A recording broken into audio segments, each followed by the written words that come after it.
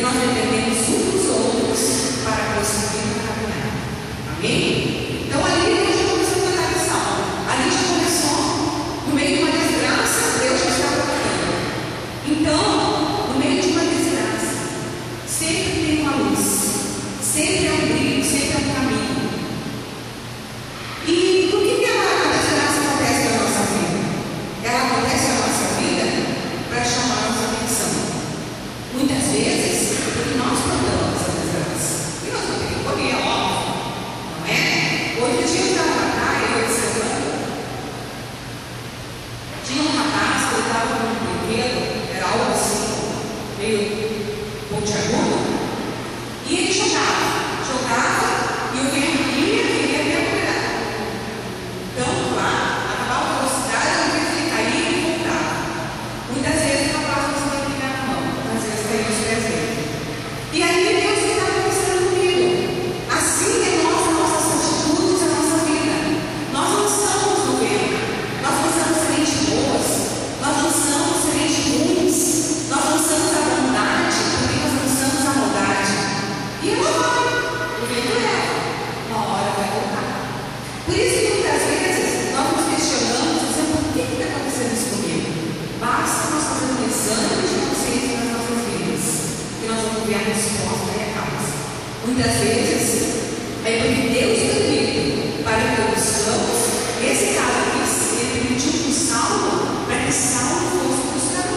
Até então, Saulo era um perseguidor dos discípulos de Jesus. Então ele precisou dessa desgraça na vida dele para que ele acreditasse e fosse buscar Deus. Muitas vezes as coisas acontecem na nossa vida, talvez não esteja acontecendo hoje com você, e você esteja ouvindo essa palavra, mas para que as pessoas que convivem contigo, quando acontecer, você saiba isso, você sabe ajudar. E quem sabe futuramente você não vai estar numa situação que você vai poder aplicar essa palavra para a tua vida. Amém? Então, esse homem ele precisou disso, dessa desgraça que aconteceu, para que ele pudesse buscar mais a Deus e ver a transformação na sua vida em graça. Porque se nós olhamos no Novo Testamento, esse homem fez grandes coisas. Antes ele passou de perseguidor a perseguir, porque ele começou a falar do nome desse Jesus. Ele começou a falar, independente das prisões que ele teve, dos açoites, das rejeições, ele falou desse Jesus. Independente de tudo que ele sofreu, os ataques, mas ele falou, porque ele provou. Quando nós provamos de Jesus, nós falamos. E as coisas acontecem, as desgraças acontecem nas nossas vidas por um só propósito, para que elas sejam transformadas em graça.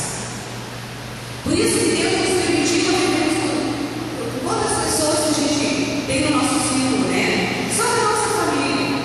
Muitas vezes tem poucos irmãos, nós temos cunhados, temos sogros, temos sogros, temos filhos, netos, genros, né? Para quê? Para sermos tratados.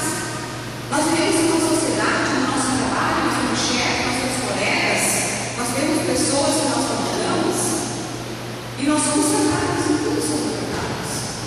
Precisamos estar juntos, porque nós somos o lixo de alguém e esse alguém é lixo na nossa vida. E nós vamos aprender e crescermos quando nós estivermos alinhados na palavra de Deus, quando nós pararmos e nos convertermos a Jesus e buscar a direção dele na palavra, ter um fim de propósito. Quantas pessoas a gente conversa e diz eu sou cristão, mas não lê a palavra, não conhece a palavra, não sabe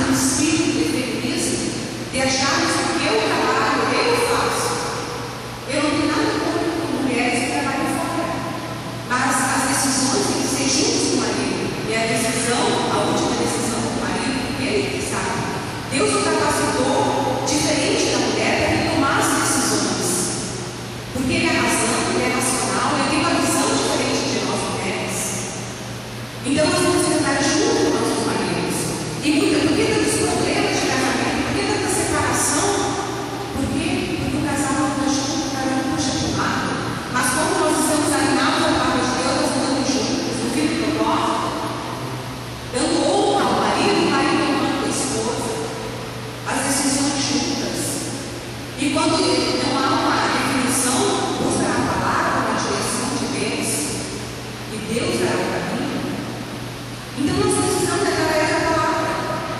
E quando a gente começa a ler, começa a ver essas histórias que tem na Bíblia, e a gente começa a ver pessoas que viveram anos antes de nós, de culturas diferentes, mas com problemas semelhantes ao nosso. E eu gosto muito de ver uma história de 3 mulheres, talvez vocês tenham ouvido falar, de Ruth, Noemi e Orfa. Noemi era sogra e Ruth e Orfa eram as noras. E aconteceu que morreu o marido de Noemi e morreu os filhos e ficaram as 3 mulheres sozinhas. E a gente sabe que hoje em dia é difícil para uma mulher montar uma casa, é difícil uma mulher ficar viúva, ficar sozinha, né? Não é fácil. Imagina naquela época, aonde a mulher ela ficava só para os afazeres de casa. E aqui agora essa história tem 3 mulheres sozinhas. E Noemi diz: eu libero vocês. Voltem para suas parentela, para seus pais, para sua família, para o seu povo, para os seus deuses. Ora, voltou. E Noemi disse não, porque Noemi via que como é bom servir a Deus, que mesmo na dificuldade, mesmo no tempo de desgraça, Deus não abandona, porque Deus tem propósito, Deus tem um plano para toda a vida dele. Amém? E Ruth prosseguiu com sua sogra, disse: não, para onde irei? O meu povo é o teu povo, o meu Deus será o teu Deus. Por quê? Porque ela via Deus cuidando da família da sua sogra. E hoje muita gente vê piadinhas de sogra, noras que não gostam da sogra, gente que não gosta da sogra, fazem piadinhas, tem muitas, mas a palavra de Deus diz: o meu povo é o teu povo. Quando nós casamos, nós não casamos só com o marido. Portanto, casa, Bianca, meu corpo. Vocês vão casar com a família, vocês vão casar com a cultura, vocês vão casar com os problemas, com as dificuldades. E é assim que nós vamos crescer e aprender, entendendo e amando. Não é escolhendo amar, simplesmente amando aqueles que Deus nos coloca. A tua família será a família dela, a família dela será a tua família. Eu vejo culturas que chamam a sogra de mãe, não acho bonito. O gênero chama a sogra de mãe.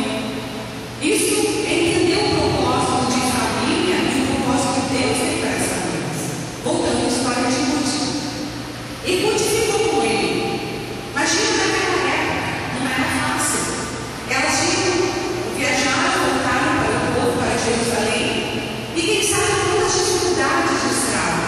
Hoje, graças a Deus, nós viajamos de carros, nós viajamos de ônibus, com toda a infraestrutura, com ar-condicionado, de aviões, não é? Com poucos problemas. Imagina naquela época 2 mulheres na estrada, talvez com bobina, a Bíblia não fala porque elas viajaram, mas eu creio que sim, ou até mesmo de a pé, com suas mochilas, com a sua mudança deveria ser roupas apenas. Elas podiam sofrer ataques de pessoas no deserto, de saqueadores, de pessoas que poderiam violentar as 2 mulheres sozinhas, mas elas voltaram para o povo, voltaram para Jerusalém. E Deus honra, é muito bom você conhecer essa história, de ver a fidelidade de Ruth com a sua sogra, que Deus a honra. Deus prepara